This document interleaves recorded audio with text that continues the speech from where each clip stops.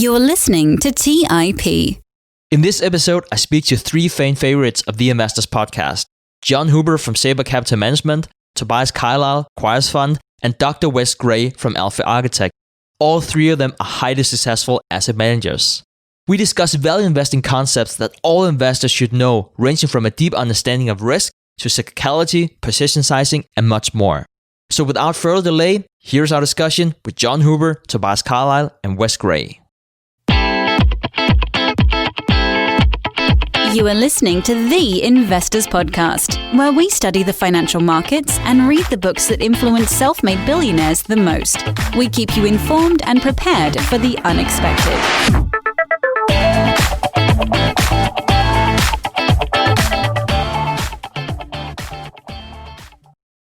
Welcome to The Investors Podcast. I'm your host, Stig, and I'm not here today with any of my co-hosts. However, I'm here with no less than three guests, and it's safe to say that we have a superior lineup for you. We have John Huber, Tobias Carlisle, and Wes Gray with us. Gents, thank you so much for making time to join the group here today. Thanks, Stig. Can't wait. Yeah, thank you, Stig. So I was speaking with John the other day, and he suggested that we tried out a different format here for the show. So instead of a typical interview-style episode, we would invite a group and talk about value investing concepts, and I absolutely love the idea. So you guys can think of this a bit more like a mastermind group meeting, but we won't be pitching particular stocks or find the intrinsic value of a stock. Rather, we'll be talking about our successes and failures, and most importantly, what we learned over the years in the market. And we have four main topics for today, and they are knowing what you don't know, cyclicality, risk, and advice to your younger self. I wanted to start off the first topic, knowing what you don't know, with a few quotes. The first is from John Kenneth Galbraith, who said, "We have two classes of forecasters, those who don't know, and those who don't know that don't know." The next quote is from Henry Kaufman. He's saying that there are two kinds of people who lose money: those who know nothing and those who know everything. So with that bleak kind of kickoff, I wanted to kick it over to you guys. And perhaps, John, you could start out.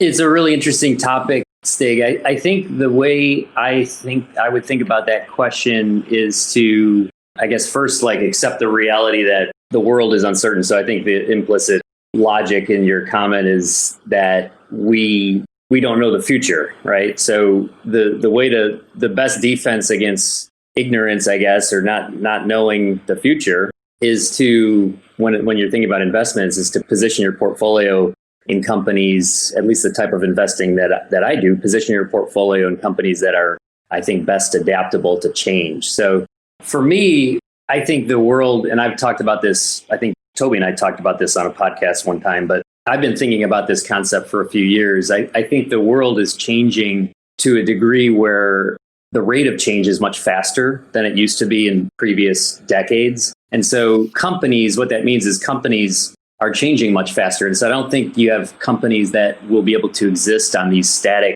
competitive advantages that they enjoyed for decades. Companies like Procter & Gamble had shelf space advantage that they lived off of for years and years and years. And the nature of business now is that barriers to entry are so much lower. And so you have upstart companies in all different industries that are able to take on, incumbents that would have been unthinkable 20 years ago. So I think you have a situation where the rate of change is faster. Incumbent advantages are no longer, in many, there are some exceptions, but incumbent advantages I don't think are as strong as they used to be.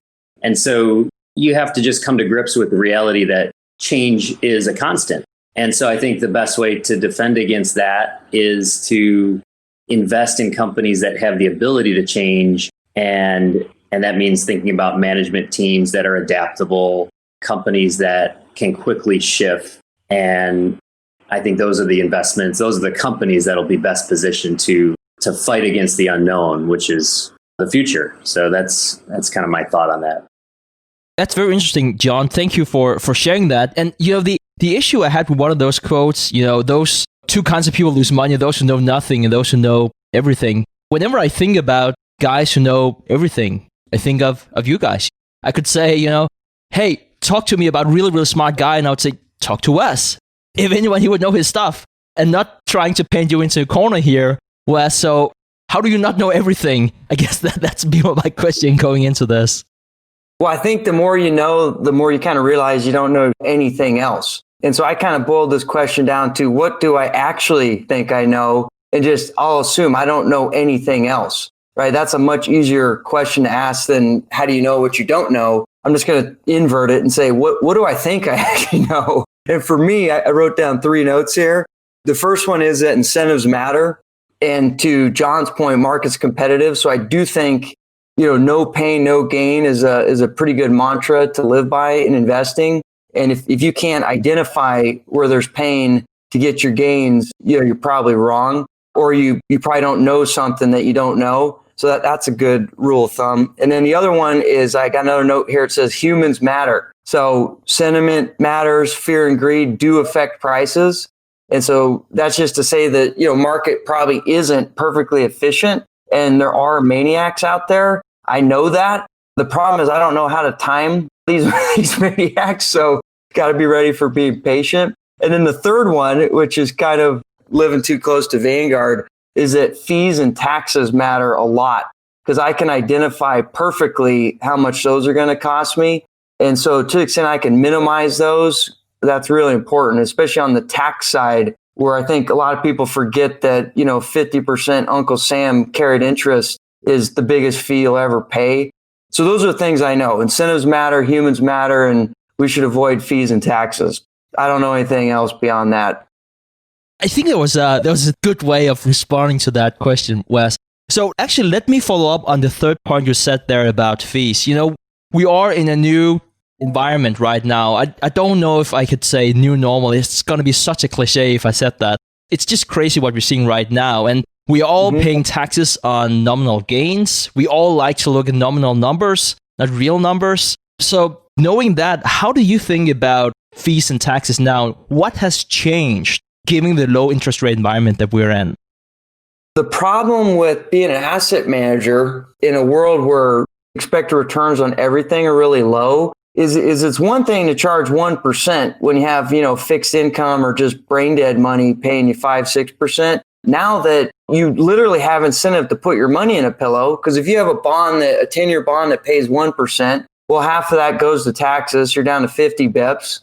Then you pay 50 bips in fee. You got zero with a lot of brain damage. Why did I even hire this person to do anything with my money? So that obviously extends a little bit into people that do more risk, like Toby, myself, and John. But even for us, that matters, right? Because, maybe we had a high expected return of 15, 20%. Now that all got chopped in half, our fees, our infrastructure costs as a percentage of your potential gains are still relevant. But I feel really bad. And it's going to be very interesting to see how advisors, fixed income managers, and a lot of other people deal with this reality of why am I paying anyone in financial services anything right now? Because they're not going to deliver anything after all their cost and lack of transparency, liquidity constraints, etc. It's going to be a tough business going forward, I would say. Toby, you're looking at me right now like, oh my God, I feel the same pain as Wes. It's a tough world to be in and say, I do know more than the market. Or what do you know? I know it sounds a bit provocative, but we're friends, so I guess I can throw it over to you like that. The first time you confront the market, none of it makes any sense. And then you find some guys who've succeeded. And the way that I did it is I found Buffett and I found Graham. And so they're value guys. So what their idea is, there's a quantity that you can calculate that's different from the market price. And if you put together, you look at the yield, you look at the rate of reinvestment in a stock, that gives you a value for that stock. And you can reverse that process and get some expectations about it. So rather than working out what I think it's worth, just look at what the market thinks it's worth. And then I can ask, is that reasonable? And where there are instances where I think the market is so far wrong that it's worth sort of betting on the market being wrong. And, I could take Wes's advice and say, well, are they wrong because there's a lot of pain here? Are they wrong because the market just doesn't understand? Is there, there are many events where in option pricing, for example, there are many events where there's some binary event going to occur and the option is priced as if it's Black-Scholes, which is assuming that all possible outcomes close to the central tendency are more likely, further away are less likely. I think that there are very small pockets of miscalculation in the market, and I do think that if you know a little bit, you can get comfortable with them. The risk that you run into in every single one of those is that you miss something that the market knows more than you do. And so the way around that is just to diversify across enough positions so that if you're wrong in any given one, and you would hope that over time you would generate a little bit more return potentially than the market, or at least your process is a little bit more sensible than the markets, which is just sizing into float adjusted market cap, which really that doesn't make a great deal of sense to me. As competitive as it is as an index to beat, it really doesn't make a great deal of sense to sort of allocate money. So that's how I do it. I just kind of think about it. If I was a business guy sticking money into the market and I only regarded the stock market as sort of incidentally stock market investing that gave me these opportunities, how would I approach the problem? I'd approach it like a business guy. I wouldn't really care what the index does. I try and come up with a valuation. I know that I'm probably going to be missing some stuff and wrong on some stuff, so I'll just size down my positions and try and hold a basket of them. I still think that over the very long term, that's a pretty good approach. So let's talk about having the right sizing in our portfolio. So right now I'm going through this amazing CNBC resource with Warren Buffett and Charlie Munger, and it's all of the old Berkshire Hathaway annual shareholders meeting back to 1994. And in the 2008 morning session, this gentleman asked Buffett and Munger, how aggressive can you build your positions in your portfolio given that you have a maximum conviction? And Buffett talks about how he multiple times had 70 to 75% of his net worth in one investment. Now, gents, what are your thoughts on that? Can we do that and should we do that knowing that we're not Warren Buffett? Is that a correct statement for Warren Buffett? That probably is a correct statement for Warren Buffett. Is that a correct statement for me? Nowhere in the world is that correct for me. I would never size something up like that. There's a point where I don't have enough interest to keep on digging in. And I think that Buffett, clearly when you listen to Buffett talk, he's on a different level. There's no point in my timeline of development as an investor where I get to where Buffett has been at any stage. So I'm never going to size like Buffett does. I'm just going to keep them smaller. I think that, the hardest thing about investing is just working out who you are. And as soon as you figure out who you are and you stop trying to do it like everybody else does it and just do it in a way that the only thing you have to do really to succeed is to stick with your conviction when something goes against you. And if you can do that, you're going to be okay. If you can't do that, then you're doing the wrong thing. It's too big. You've got the wrong method. Like, Wes has got some momentum, does it quantitatively, but he's got some momentum, just doesn't appeal to me as an investment style. So I just can't do it. If it goes against me, I just wouldn't be able to hold the position. And that's exactly when you need to be holding it. True of value, when it goes against you, you need to hold it. If you're confident in the underlying and you can hold it, you're going to do okay because that's when you get the better performance. So I wouldn't size like that, but I think it's appropriate for Buffett to do it. I would still say 70% pretty big for Buffett. If you're Buffett, but then again, he would probably say, well, I got like 99% of my money in Berkshire and that's one stock. When you think about slugging percentage, to use a baseball term, I think regardless of the type of investment approach you use, you can have think about like George Soros has this quote where he says something to the effect of, or maybe it was Druckenmiller, which is obviously a completely different investment approach than I think any of us use, but said something like, Soros is right 30% of the time, but he just wins so much more on those 30% hits. His winning, I guess the size of his wins are so much larger than the size of his losses. So he can compensate for that. And that's really the same with Buffett. Buffett had a much higher batting average, but if you look at Buffett's performance over the last 50 years, you'll see that a large percentage of his gains, even after the partnership years into Berkshire, I mean, some of the biggest gains in Berkshire's book value have come from a relatively few successful big investments, like Geico is one, Washington Post is one, Coca-Cola is one. So some of them were public securities, some of them were wholly owned businesses, but that slugging percentage, it's the same. I think Buffett is the same, Soros, the VCs in Silicon Valley, that is, I think, a common denominator to a lot of successful approaches. And then in terms of sizing, I was thinking about what Wes said in taxes and the frictional costs that go along with investment management. And you have to think of it like a barbell. You have to have one of two extremes. You either have to be extremely diversified and do what I think Wes and Toby do more of, which is a quantitative approach. And you're looking for almost like an insurance style bet where you're taking advantage of the law of large numbers. You have a large sample space and value investing works over time. And so if you have a large enough sample space, you can gain a small edge and you can replicate that over and over, knowing that on average, low price to earnings, low price to book, maybe, although that maybe isn't as relevant anymore, but a basket of value stocks will outperform over time. And then at the other extreme, it's more of the concentrated approach, which is just the approach that I feel more comfortable with because I'm picking stocks. I think you have to be very selective and very patient, and then you just have to wait for something that makes sense to you. And to Toby's point, I've discovered this long ago, you can't invest like Buffett, you can't invest like Peter Lynch. You have to figure out your own style, your own circle of competence, and then you just have to wait for things that you understand. And once in a while, for me, it's very rarely, but once in a while I understand something and then I can take a swing at it. And so I think you can improve your hit rate by being overly patient and just waiting for something that shows up that makes sense to you. But I think it has to be one of those extremes. You either have to be very concentrated and very selective, or you have to run some sort of a diversified approach that has a proven edge over a large sample space. Anything in the middle is just not going to work, especially when you layer on fees. Well said, John. So, guys, let's move to the second topic here of today and talk about cyclicality. We did have the pleasure of speaking with Howard Marks about his book, Mastering the Market Cycle, here on the show, and he emphasized the two rules of cyclicality.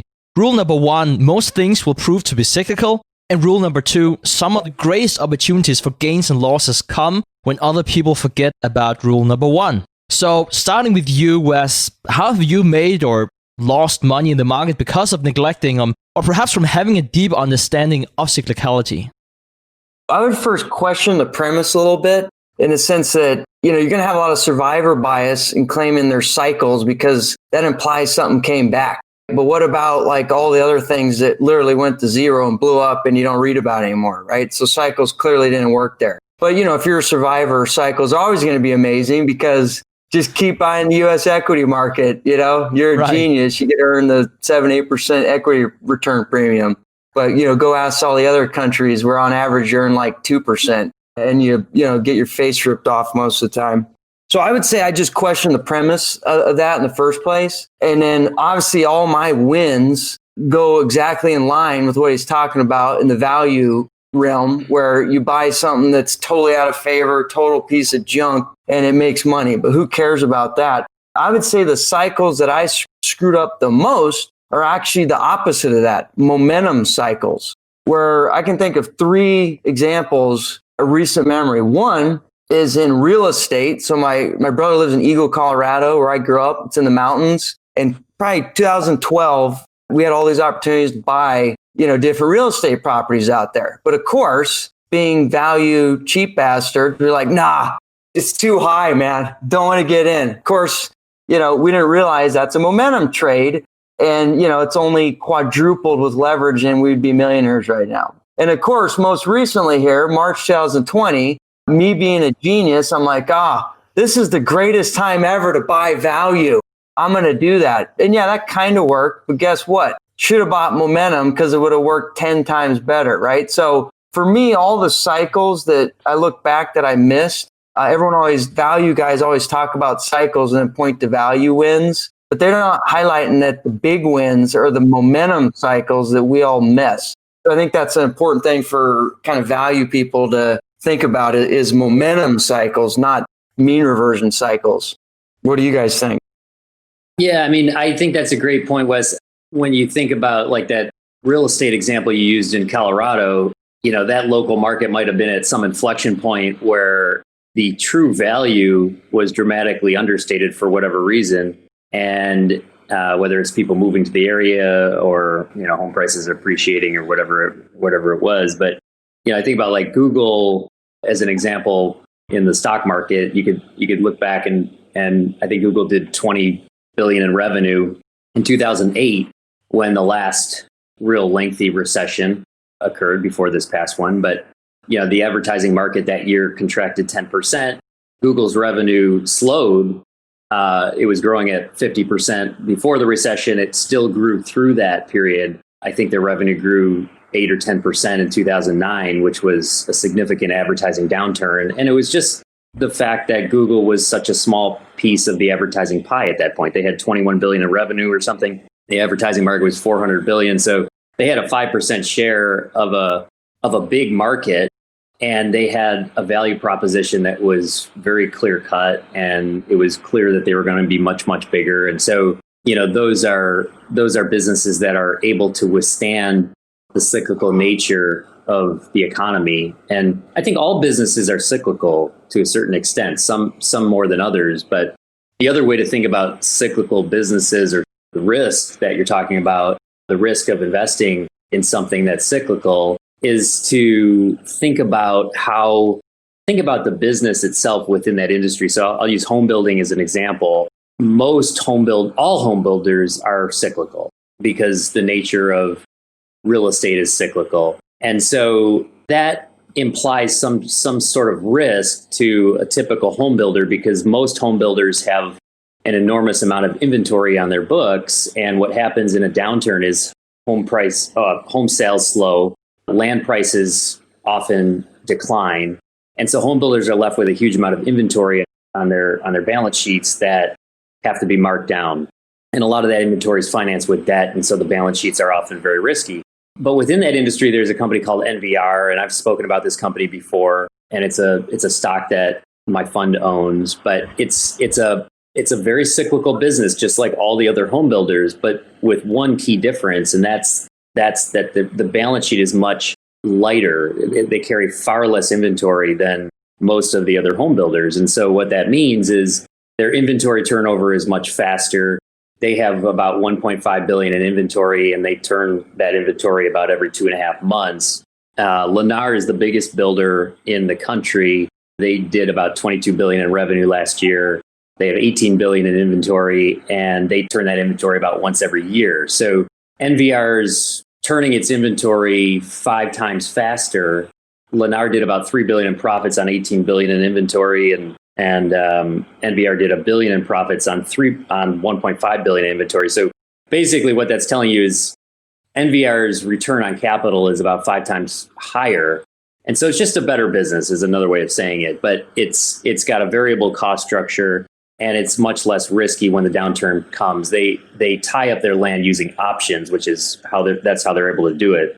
They don't put as much capital into the ground. They put a down payment on the land, and if trouble comes, then they're able to walk away and just lose the option premium, just like a call option on a stock.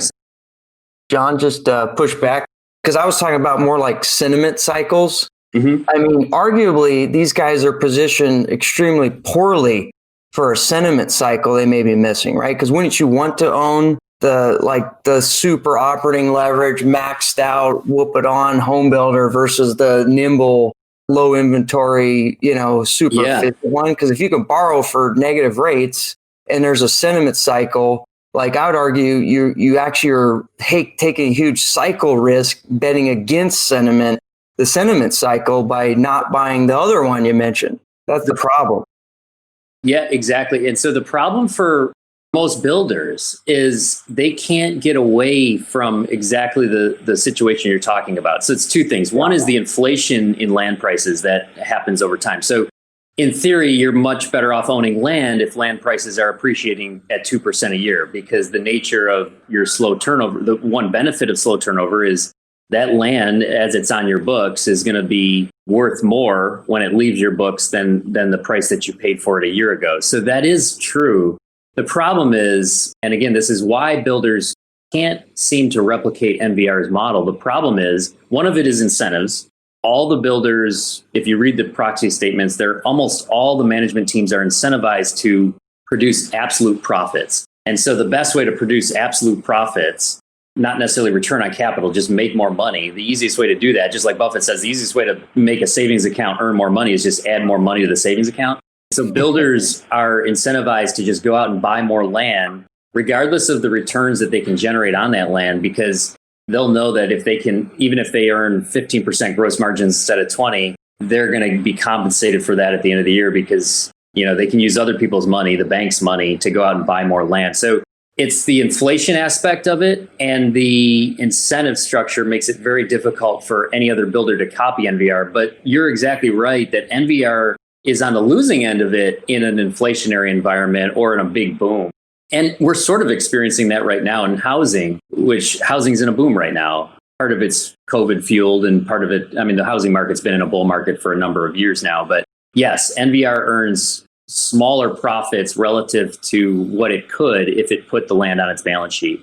But the benefit is when the next downturn comes, and it's inevitable in housing, NVR is just going to be much safer. They're much better positioned to survive any sort of downturn. And most of these builders are going to be fine. They're going to survive fine. A lot of the builders have tried to slowly try to work towards a more asset-light model. But again, none of them have been able to replicate what NVR has in terms of returns on capital. But they're all trying to go that direction to de-risk their balance sheets. It's just a slight philosophical difference, right? There's one approach to investing where you say, I'm going to try and maximize the amount of return that I can take per unit of risk that I take, which I think there's only two sort of sensible ways of doing this. I'm going to maximize the amount of return I can take per amount of risk that I can take, or I'm going to try to not take any risk at all. And I know that there's no way in the world you're investing in the markets at all, not taking any risk. I'm going to look for situations where there is some return still available there, and I'm going to try and only hit on those things. I think John's sort of more in that. He'd just rather not take any of the known risks, that if there's a way that you can lose money, he's just not going to do it.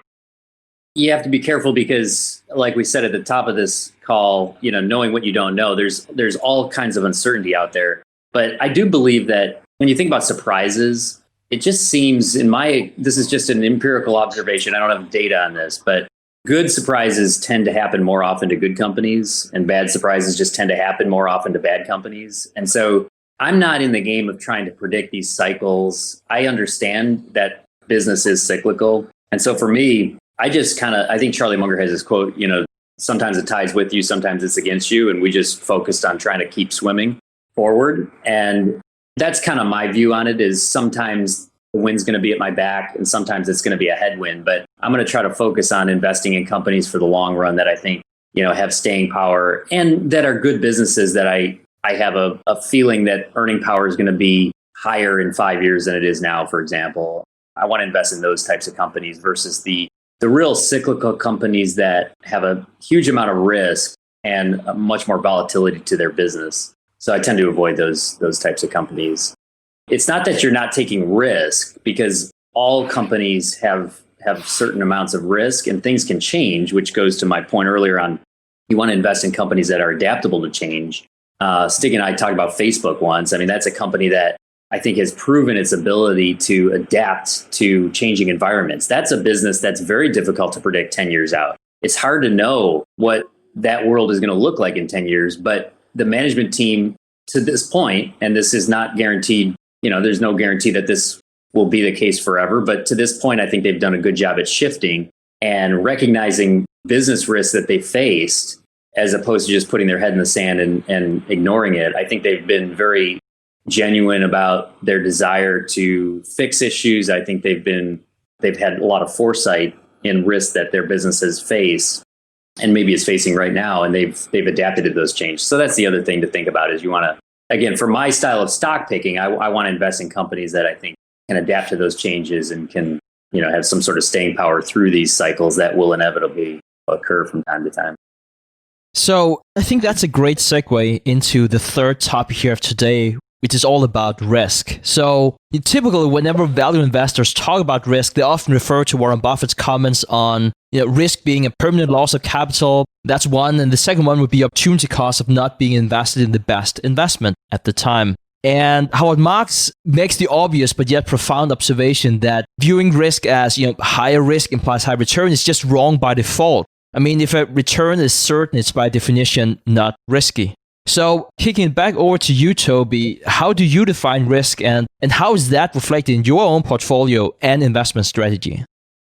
I subscribe to the Buffett definition of risk, that you've got the risk is that you lose such a material amount of money that you can't recover from it. That's the risk of ruin, and not so much the volatility on the path to getting there. I didn't answer the last question, but I would have just said the big cycle that has hurt me in particular, Wes partly too, by virtue of the fact that he's got some value funds out there. This has been an extraordinarily long, bad run for value. And there's Mikhail Samanov, who runs 2 Centuries, he's got that research that stitches together 3 data sets, including the Cowles Commission and the French data, with this other sort of crazy thing where they've gone and looked at annual reports from like 1825 onwards, looking at dividend yields plus Cowles Commission, which was price to book, plus French data, which is price to book and other things. It's the longest, worst down cycle for value in 200 years. So that's been difficult to sort of invest through, particularly because it would have been so much easier just to go and pick a sexy tech company and let it run. And,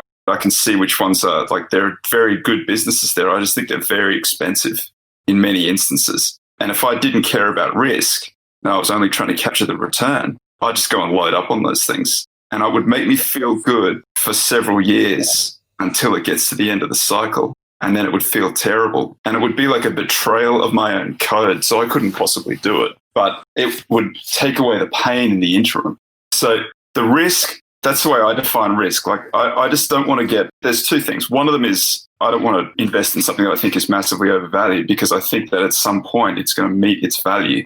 And I also I want to follow the rules that I've established because I know that those rules will keep me safe. So part of it is this sort of intellectual, psychological part. Like if I keep on following the rules, then I haven't betrayed the code. And at some point when it comes back, then assuming that it does, if it doesn't, then I won't be on the next one of these next year. It'll be somebody else. I think you bring up a good point, Toby. I mean, you have to be true to yourself, and you probably couldn't sleep at night if you loaded up on those tech companies. And, then there are other investors that probably can't sleep at night if they don't have tech companies in their portfolio. Yeah, that's fair. Right. I'm not talking about Facebook in there, by the way. I don't want that to sound like I just came straight on John's heels criticism, because I think that those big old FAMG, that like the FANG or whatever the current things like. So funnily enough, I think they're not egregious, those companies. Like I can see how people are buying them here. It's the other stuff in the middle that's not yet proven that has the big hockey stick in the revenue line and then the hockey stick magnified in the price line that are the ones that I'm kind of talking about here. If you're a Momo guy, you might be riding those. You might know when to get off, so can't be too critical. Yeah, that's a really good point, Toby. And when talking about risk, I would say that personally, with the amount of money printing that we see right now, I found it very risky to hold cash, partly due to opportunity cost due to asset classes competing with each other, but also partly due to inflation concerns. But let me throw it over to you, Wes. How do you define risk, and how is that reflected in your portfolio? I think Toby did a good job saying that basically the main risk to any portfolio is really behavioral in some sense, because obviously there's always fundamental risk where if you buy something that has a high chance of cash flow destruction, well, that's kind of more well understood, I think. But it's this behavioral stuff that kills people. So it's like either FOMO, like you're saying, like, God, I have cash and I should have bought Tesla. And then you may go take an action that, ends up putting you in the wrong place. Then there's chasing returns. And so the solution to that risk is to form a religion. But the problem with the religion is now you get a lot of conviction. So I'm now of the stance that we should believe in multiple religions and be religious about that. Because that seems to be the only reasonable solution to solving the behavioral problem. That's kind of my latest stance and theory on the situation. Yeah, well said, Wes. I remember once thinking, it's definitely my religion that I should always have bonds. And to be fair, you would have made a killing in long-term bonds for this cycle. That's not what I'm saying, but I don't know how many good arguments I can find for buying, a 30-year bond, giving me a negative interest rate or whatnot, or close to, at least here in Europe. John, let me throw it over to you. How do you see risk? Yeah, I think, first of all, I agree with Wes's point. I don't think you can be dogmatic about anything in investing. And so my view on risk is really simple. It's just the risk of losing money is how I think about it. And it's, I don't think about volatility. I don't worry about volatility. I define risk as the chance that I make a wrong decision or that you can think about risk in the portfolio, or you can think about business risk. And we talked about, some specific companies that I was talking about before. I think I look at risk when I'm thinking about investments by trying to analyze the risks of change or the risk that the business I'm looking at might suffer some catastrophic change to their future free cash flow. and therefore the intrinsic value of that asset would be significantly changed. So yeah, that's how I think about risk. I think most investors would benefit from worrying less about sentiment shifts, less about volatility, less about what's working right now or what's not working right now, and just think about individual companies and think about the risk to those businesses and just think more, just like Buffett says, I think thinking like a businessman, thinking like a part owner of whatever company that you're going to buy stock in is the best way to think about investing. And then that will lead you to think critically about the business itself, not just the price you're going to pay, but the risk, like I said, the risk to the business, what might cause it, what might cause a change in that business, what other companies could attack this business's competitive advantage if it has one, things like that. I'll just add one thing, because I understand what John's saying explicitly, is there is a risk that the market doesn't agree with you at some level. Like unfortunately, as a value investor, there's an assumption that gravity matters and that fundamentals, wag the market tail. But it could be the case that actually that doesn't. And what drives fundamentals is actually prices. Go talk to some like great fundamental, amazing business with huge return on capital, with a guy who's been running or gal for 30 years, and his cost capital is going to probably be 10 times more than Tesla. So you tell me what matters, the momentum or the fundamentals? And it gets confusing when you start really thinking about it too much, which is what I unfortunately have been doing. So I like I said, I like value. It's a great religion, but I also like momentum as a great religion too. And I just believe in both of them now. I've spent a little bit of time, because values work so badly for so long, I've spent a lot of time thinking about, what are the drivers of value? And I think that the more I've sort of spent time thinking about it, the more I think that Buffett is right, that when you buy something, you lock in a return and you get the yield and you get the underlying growth. And it really then doesn't matter how the market treats it in the interim. I mean, that's not entirely true. If you're managing money, you've got other considerations. Then you've got this sort of asset liability issue where you do have to perform, otherwise you lose your assets. So it's not necessarily applicable to professional investors. This is more for individual investors. You really have locked in the return that you get in the market. Now, one of the risks to that is that you have a competitor who's not economically rational, or who the market treats in a not economically rational way. And so this is a specific Tesla point. Musk's cost of capital is virtually zero, and he's competing with guys who have expensive costs of capital. And so that makes that a different dynamic. But I think that's an unusual dynamic too. Most of the time what it is the business is the kind of businesses that you want to find are the ones that are competitively advantaged, that are going to sort of chug along regardless of what everybody else does. And then if you buy those and you get the purchase price right, it doesn't matter if they spend the next 5 years trading at a discount to value. If anything, that's the best thing that can possibly happen to you. If you're right and you're confident that you got the valuation right, you just keep on buying. And then, I know the son of a guy who, and his son is a little bit older than me. So the father who did this buying, he worked in not a particularly well-paying job, but he worked out that there was this brewery in Australia. It was just perpetually cheap, and it was a safe investment that was going to be around forever. He just put all of his money in this brewery, and they're an incredibly wealthy family by virtue of the fact that they bought one stock and kept on buying it, and it was mostly pretty cheap for most of its life. So it can work, and it's not necessarily, at no point did he really get the great stock price performance. If anything, he benefited from the lower prices, from the discount. Yeah, because in the end, if you believe intrinsic value, if you believe stock prices correspond to intrinsic value over the long run, then which I believe, and sometimes that can take quite some time, longer than we might like, but over the long run, I do think those two things converge. So the price will meet the intrinsic value. Either intrinsic value will come down to the price, or the price will come up to the intrinsic value. If you're truly trying to estimate Tesla's intrinsic value, you would spend a lot of time thinking about how likely it is that Elon Musk's salesmanship is going to continue to allow him to keep that cost of capital long enough to where Tesla can actually start producing free cash flow. And so I think the bearish arguments on Tesla for so long have been, well, that's not going to happen. The business is not profitable. It's going to run out of cash. They won't be able to access the capital markets in a downturn. And that probably would have been true if that would have happened, if they wouldn't have been able to access cash at certain periods of time.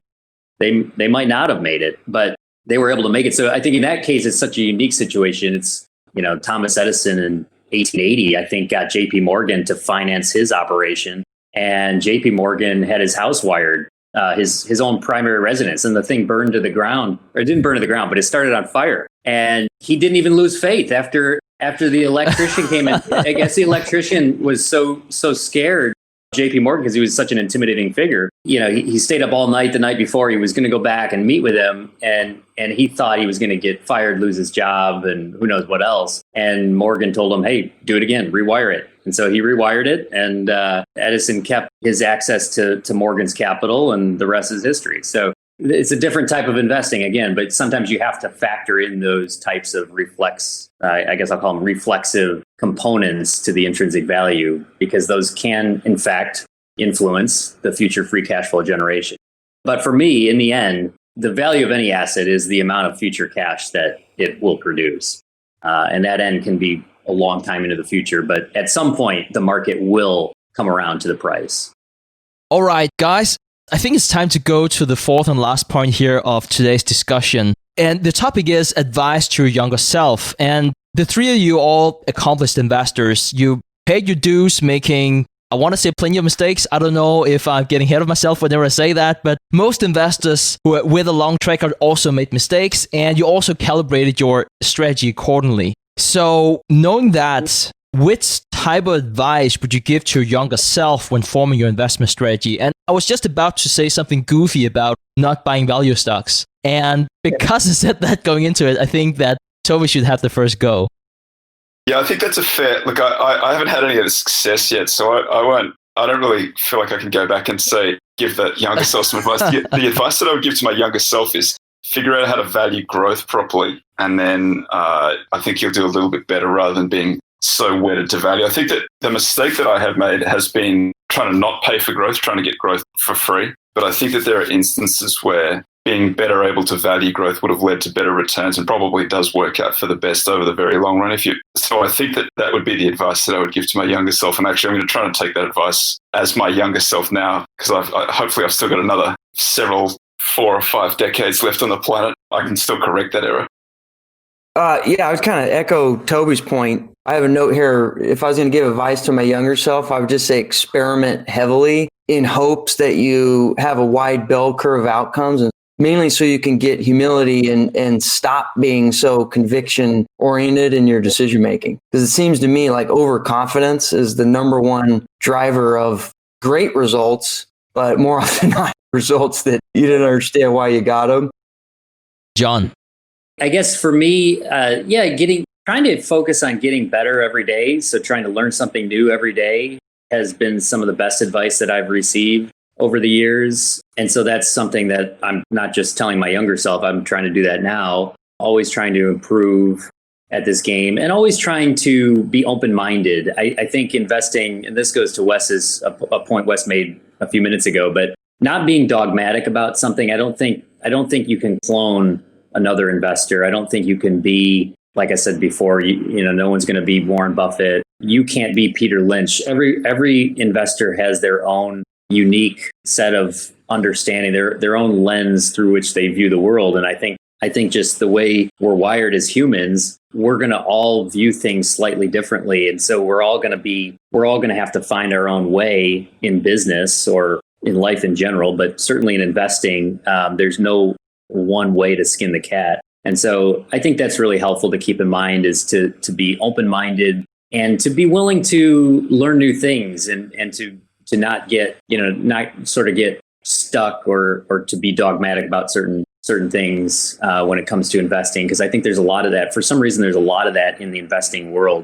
And then for me, I think that the most critical thing that I've learned, and again, this is, I still consider this to be quite early, hopefully, in my career. Just like Toby said, hopefully there's a long runway ahead for all of us. But I think my empirical observation has been that the best investments in the stock market over time come from the best companies. And so if you're trying to be a long-term investor, if you're truly thinking of yourself as a part owner in a business, you want to own quality businesses that can compound value over the long run, especially when you factor in things like taxes and other frictional costs that go along with turnover. If you're a long-term investor, you want to own good companies. I had an intern this summer who put together a list of the top performing stocks over the last 15 years. And I chose 2005 because I wanted to see, sort of the middle of the last cycle. You see a lot of things like what's the best performing stocks in this bull market. And that will, as we were talking about earlier, that's going to catch a lot of these